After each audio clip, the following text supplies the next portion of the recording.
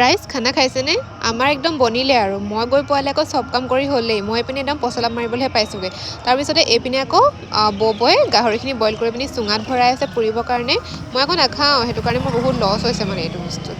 তাৰপিছতে এইপিনে আকৌ একদম পূৰা চুঙা পুৰিলে আৰু মই চাই থাকোঁতেই গৈছে আৰু চাবহে পাৰিছোঁ কাৰণ নাখাওঁ ন। এইপিনে আকৌ একদম বনাই কৰি মুখৰ আগতে উলিয়াইছোঁ। গোন্ধটো ভালেই লাগিছে কিন্তু নাখাওঁ যে সেইটো কাৰণে একদম এইটো বস্তু দেখিলে মানে নাক কোচ খাই আহে। ভাল পোৱাখিনিয়ে বাৰু ভাল পায়, মই বেয়া পাওঁ কাৰণে তেনেকৈ কৈছোঁ।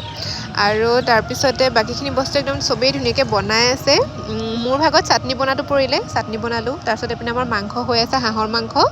আৰু তাৰপিছতে এইপিনে ভাত, তাৰপিছতে এইপিনে আকৌ ইয়াত জলকীয়া ভাজি, গাহৰি মাংস বইল, নহয় এইটো চুঙাত দিয়া আছিলে। তাৰপিছতে এইপিনে কাঠআলুৰ দালি, তাৰপিছতে এইপিনে আকৌ চিকেন পোলাও, তাৰপিছতে ইফালে আৰু আছে মাছ ফ্ৰাই কৰি থোৱা, আৰু ইফালে আছে চালাড, চাটনি কিবা কিবি আৰু ঢেৰ আছিলে আৰু টেঙা চেঙা লগত।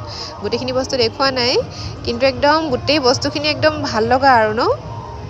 আপোনালোকে বাৰু কি কি বনাইছে? আৰু তাৰপিছত আমাৰ এবাৰ খাবলৈ দিয়ে দিলে। এইবাৰ মই সোনকালে হ'ল দে খাবলৈ, বনোৱাটোও সোনকালে হৈছিলে, সেইটো কাৰণে আমি 3টামান বজাত একদম খাবলৈ হৈ গ'ল। এয়া মোৰ দেখিছা নহয় ধুনীয়াকৈ লৈ লৈছোঁ, মই ভাত তেনেকৈ লোৱা নাই, পোলাওহে লৈছোঁ খাবলৈ।